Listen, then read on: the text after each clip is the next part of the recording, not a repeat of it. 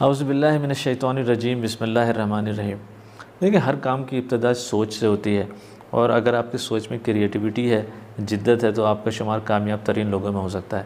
لیکن ہمیں یہ یاد رکھنا چاہیے کہ کریٹیوٹی صرف شاعر کی، مصور کی یا آرٹسٹ کی یا انوینٹر کی میراث نہیں ہے۔ ایک عام آدمی بھی کریٹیو ہو سکتا ہے اگر وہ ان اصولوں کو فالو کرے جو کریٹیوٹی کریٹ کرتے ہیں۔ دیکھیں، کریٹیوٹی بہت امپورٹنٹ چیز ہے، اور کریٹیوٹی کو ایکسپلین کرنے کے لیے دیکھیں، کسی مسئلے کا، کسی بہت ہی مشکل مسئلے کا آسان سا حل ڈھونڈ لینا اپنے ذہن کو یوز کر کے کریٹیوٹی ہے۔ کسی اپنی کمپنی کے اندر امپلائیز کے کوئی ایشوز کو یا کانفلکٹس کو انٹیلیجنٹ ریزولو کر دینا کریٹیوٹی ہے۔ دیکھیں، اپنے پروجیکٹ کے لیے فائنانس کو ریز کر لینا انوویٹیو طریقے سے، یہ کریٹیوٹی ہے۔ جو ماہرین ہیں، جو لائف کوچز ہیں، اور ریسرچ کے تھرو انہوں نے 5 امپورٹنٹ پرنسپلس آئیڈینٹیفائی کی ہیں، جس کو اگر ہم یوز کریں تو ہم کریٹیوٹی اپنے اندر پیدا کر سکتے ہیں۔ دیکھیں، پہلی چیز جو بتاتا ہے ڈیوڈ شارٹس، وہ کہتا ہے کہ جی، جب بھی کوئی کریٹیو آئیڈیا آئے تو ہمیں نہ نہیں کہنا چاہیے، ہم یہ نہیں کہنا چاہیے کہ ناممکن ہے۔ دیکھیں، ہم جیسے یہ کہتے ہیں اس آئیڈیا کے بارے میں کہ یہ ناممکن ہے، تو ہمارا ذہن بند ہو جاتا ہے، وہ ہمیں اس کے ناممکن ہونے کے ریزنز دینا شروع ہو جاتا ہے۔ اور جیسے ہی ہم کہتے ہیں کہ نہیں، یہ آئیڈیا امپلیمنٹ ہو سکتا ہے، یہ ممکن ہے، تو یہی ذہن ہم اس کے بارے میں، اس کے ممکن اور پاسبل ہونے کے آئیڈیاز دینا شروع کر دیتا ہے، سولوشن پرووائڈ کرنا شروع کر دیتا ہے۔ اس نے بہت اچھی مثال دی۔ اس نے کہا، ہمارے کلاس میں 30 کینڈیڈیٹ تھے۔ اس نے کہا، میں نے ان سے پوچھا کہ کیا یہ پاسبل ہے کہ اگلے 30 سالوں میں ہم جتنے بھی جیلز ہیں امریکہ کے اندر وہ بند کر دیں؟ تو وہ جتنے بھی کینڈیڈیٹس تھے یا ٹرینیز تھے، انہوں نے سب یک زبان ہو کر کہا کہ David, what are you talking about? ہم جیلز کیسے بند کر سکتے ہیں؟ کیا یہ جو معاشرے میں جو اتنے سارے مجرم، ڈاکو، لٹیرے پھر رہے ہیں، ان کا کیا ہوگا؟ اتنے سارے جو ریپسٹ ہیں یا سیکسول ہیراسمنٹ کرنے والے جو لوگ ہیں، کیا ہم اپنے عورتوں کو، بچوں کو، بوڑھوں کو ان کے رحم و کرم پہ چھوڑ سکتے ہیں؟ اور بہت سارے لوگ تو عادی مجرم ہوتے ہیں۔ تو سب نے یہی کہا کہ نو، it is just not possible کہ ہم سارے جیلز کو بند کر دیں۔ اس کے بعد اس نے اس کوشچن کو ڈفرینٹ طریقے سے پٹ کیا۔ اس نے کہا کہ اچھا، یہ سمجھیں کہ امریکن گورنمنٹ ڈیسائیڈ کرتی ہے کہ اگلے 30 سالوں میں فیز وائز تمام جیل بند کر دیے جائیں گے، تو آپ کیا ایڈوائس دینا یا کیا سجیشن دیں گے؟ تو پھر اسٹوڈنٹس نے سوچنا شروع کر دیا، انہوں نے ایڈوائس دینا شروع کر دیا۔ انہوں نے کہا جی، یہ کرنا چاہیے کہ پولیس کو زیادہ ٹرین کرنا چاہیے، ہمارے یہاں کرمنل انٹیلیجنس کو مور افیکٹو بنانا چاہیے تاکہ کرائمز کو پہلے پکڑ سکیں۔ انہوں نے کہا دیکھیں، غربت سے جو ہے نا کرائمز جنم لیتی ہے، تو ہمیں جو غربت کو دور کرنے کے لیے اور سلمز میں ینگسٹرز کو ایسی اپورچونیٹیز یا پازیٹیو ایکٹیویٹیز پرووائڈ کرنی چاہیے کہ آگے وہ کرائمز پہ نہ جائیں۔ ہمارے ریہیبلیٹیشن جو سینٹرز ہیں ان کو امپروو کرنا چاہیے۔ تو اس نے پھر بتایا کہ دیکھیں، جیسے ہی اسٹوڈنٹس یا ٹرینیز کے ذہن میں یہ بات آئی کہ دس از اے پاسبلٹی، ان کے ذہن نے ان کو ریزنز دینے شروع کر دیے۔ And this is exactly what happens. جب ہم کسی آئیڈیا کے بارے میں یہ کہتے ہیں کہ یس we can do it, so this can be done, تو ہمارا ذہن اس کی ریزنز دینا شروع کر دیتا ہے۔ تو ہمیں دیکھیں، ہم جیسے ہی کہتے ہیں کہ کوئی آئیڈیا پاسبل ہے، تو ہمارا کریٹیوٹی کا بٹن آن ہو جاتا ہے۔ اچھا، دوسری چیز وہ کہتا ہے کہ دیکھیں، اپنے آپ سے سوالات کرنا چاہیے اگر آپ نے کریٹیو بننا ہے۔ اس کی مثال یوں دیتا ہے، وہ کہتا ہے کہ دیکھیں، سوچ کے لحاظ سے دنیا میں 2 قسم کے لوگ ہوتے ہیں۔ ایک ٹریڈیشنل سوچ والے لوگ ہوتے ہیں، جن کو اردو میں دقیانوسی سوچ کہتا ہوں میں، اور دوسرے پروگریسو سوچ والے لوگ ہوتے ہیں جو ترقی پسند سوچ ہوتے ہیں۔ دیکھیں، دقیانوسی سوچ والے وہ لوگ ہوتے ہیں جو نئے آئیڈیاز کو، نئے طریقوں کو اور نئے تجاویز کو ایکسیپٹ نہیں کرتے، نئے طریقوں کو ایکسپلور نہیں کرنا چاہتے، جبکہ پروگریسو جو لوگ ہوتے ہیں وہ ترقی پسند ہوتے ہیں، وہ نئے آئیڈیاز کو یوز کرنا چاہتے ہیں، ایکسپلور کرنا چاہتے ہیں۔ دیکھیں، دقیانوسی سوچ والے لوگ جو ہوتے ہیں ان کا مائنڈ جو ہے نا بند ہوتا ہے، منجمد دماغ ہوتا ہے، فروزن مائنڈ ہوتا ہے۔ یہ ناکام لوگوں کی خاصیت ہوتی ہے۔ دیکھیں، ان کی مثالیں ایسی ہیں، پریس ایجاد ہوا تو لوگوں نے بڑی مخالفت کی، انہوں نے کہا یہ تو اللہ کے کام میں یا خدا کے کام میں مداخلت ہے۔ پریس کو باقاعدہ کچھ کنٹریز نے ریجیکٹ کیا، یوز نہیں کیا بہت سالوں تک۔ اس طرح جب لاؤڈ اسپیکر ایجاد ہوا تو بہت سارے لوگوں نے کہا یہ تو حرام ہے، یہ ہم کیا کر رہے ہیں؟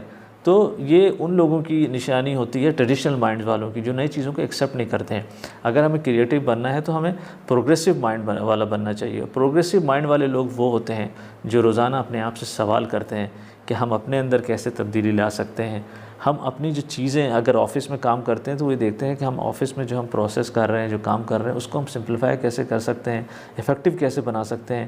بزنس مین اگر کریٹیو ہے تو وہ سوچتا ہے کہ میں اپنے سیلز فورس کو کیسے زیادہ فعال اور ایفیشینٹ بنا سکتا ہوں، میں اپنی کمپنی کا امیج کس طرح بہتر بنا سکتا ہوں۔ دیکھیں یہ کریٹیوٹی اگر لانا ہے تو ہم یہ سوال اپنے اندر کرنا چاہیے۔ دیکھیں ہم جب اپنے آپ سے یہ سوال کرتے ہیں تو بیسیکلی ہم اپنے اندر کی کریٹیوٹی کی صلاحیت کو جگا رہے ہوتے ہیں، اسے آواز دے رہے ہوتے ہیں۔ اچھا تیسری چیز وہ بتاتا ہے کہ ہمیں تجربہ کرنے والی شخصیت بننا چاہیے۔ دیکھیں ہمیں نئے لوگوں سے ملنا چاہیے، ہمیں نئے ریسیپیز ٹرائی کرنے چاہیے، نئے ریسٹورنٹس ٹرائی کرنے چاہیے، نئی جگہوں پہ تفریح کے لیے گھومنے پھرنے کے لیے جانا چاہیے۔ دیکھیں ہمیں اگر ہمارا سبجیکٹ سائنس ہے یا انجینئرنگ ہے تو ہمیں دوسرے مضامین میں انٹرسٹ لینا چاہیے، جیسے فائنانس یا اکاؤنٹنگ یا بزنس کے مضامین میں انٹرسٹ لینا چاہیے۔ دیکھیں اس سے ڈائیورسٹی آتی ہے تھاٹس کے اندر، تو اپنے آپ کو تجربہ کرنے والے شخصیت بننا چاہیے۔ اچھا چوتھی چیز وہ کہتا ہے کہ ہمیں دوسروں کو بولنے کا موقع دینا چاہیے۔ دیکھیں شارٹس کہتا ہے کہ اس نے بہت سارے کامیاب لوگوں کے انٹرویوز کیے اور اس نے یہ پتہ لگایا کہ جو کامیاب لوگ ہوتے ہیں وہ دوسروں کا موقع دیتے ہیں بولنے کا، وہ کم بولتے ہیں، دوسروں کو سنتے ہیں، اور جب جو ناکام لوگ ہوتے ہیں نا ان کو بولنے کا بہت شوق ہوتا ہے، وہ بہت بولتے ہیں۔ تو دیکھیں اگر کریٹیوٹی اپنے اندر اسٹیمولیٹ کرنا ہے دوسروں کو بولنے کا موقع دیں۔ جو کامیاب لوگ ہوتے ہیں وہ دوسرے کے بولنے کو یا دوسرے سے جو انفارمیشن لیتے ہیں اس کو ایز اے را مٹیریل کے طور پہ یوز کرتے ہیں۔ انہیں پتہ ہوتا ہے کہ دوسری کی کہی بھی بات پرفیکٹ آئیڈیا نہیں ہوتا، لیکن اس سے ان کے آئیڈیاز کو اسپارک ملتا ہے، وہ اس کو فلٹر کرتے ہیں، اس کو ایسیس کرتے ہیں، اس کو ایز اے را مٹیریل کے طور پہ یوز کرتے ہیں اپنے آئیڈیاز کے لیے۔ اور پانچویں اور آخری چیز جو وہ بتاتا ہے وہ یہ کہتا ہے کہ ہمیں اپنے پروفیشن کے جو لیڈنگ لوگ ہیں ان سے ملتے جلتے رہنا چاہیے، ان کے گروپس میں شامل ہونا چاہیے۔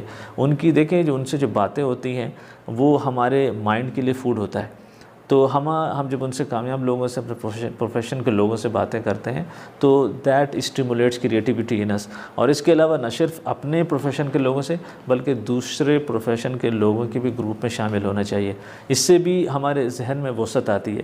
لیکن دیکھیں اگر ہم اپنے آپ کو اپنے خیالات اور احساسات کے اندر محدود رکھیں گے تو ایسا آدمی کے ذہن میں کریٹیو احساسات میں اور خیالات میں مضبوطی نہیں ہوتی، خیالات میں وسعت نہیں ہوتی۔ لیکن اب تھوڑا سا میں ذکر کروں گا کہ دیکھیں حضور صلی اللہ علیہ وسلم کی لائف اگین بہت ہی کریٹیو لائف اللہ علیہ وآلہ وسلم کی، بے شہہ بے انتہا واقعات ہیں کریٹیوٹی کے۔ میں آئی will just share a couple of them. جی پہلا واقعہ جو میں شیئر کروں گا یہ اخوت کا یا بردرہڈ کا۔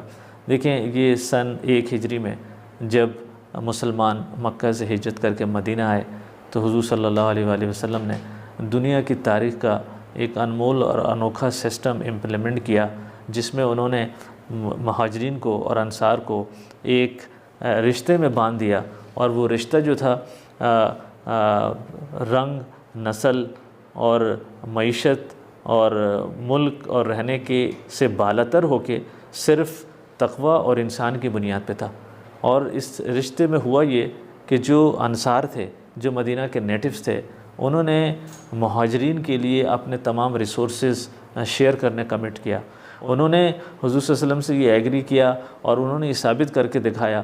بلکہ ایک واقعہ میں کوٹ کروں گا کہ جب حضرت عبد الرحمن بن عوف رضی اللہ تعالیٰ عنہ کو اخوت کے تحت بھائی بنایا گیا سعد بن ربیع رضی اللہ تعالیٰ عنہ کا، سعد بن ربیع رضی اللہ تعالیٰ عنہ حضرت عبد الرحمن کے پاس آئے۔ انہوں نے کہا دیکھو میں انصاریوں میں امیر ترین آدمی ہوں، میرے پاس 2 باغ ہیں، میرے پاس 2 بیویاں ہیں، تو میں ایک باغ جو پسند ہے دے دیتا ہوں، ایک بیوی جو تمہیں پسند ہو میں طلاق دے دیتا ہوں، اور عدت کے بعد تم اس سے شادی کر لو and you start your life. لیکن عبد الرحمن بن عوف رضی اللہ تعالیٰ نے کہا اللہ تعالیٰ آپ کا بہت شکریہ، اللہ تعالیٰ آپ کے مال میں اور رزق میں زندگی میں برکت عطا فرمائے، مجھے بس یہ بتا دیں کہ یہاں پہ لوکل بازار کہاں پر ہے۔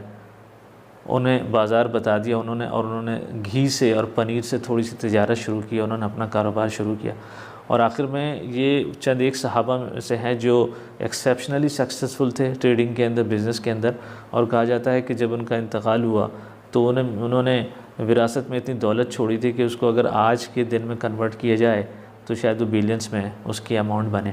وآخر دعوانا الحمدللہ رب العالمین۔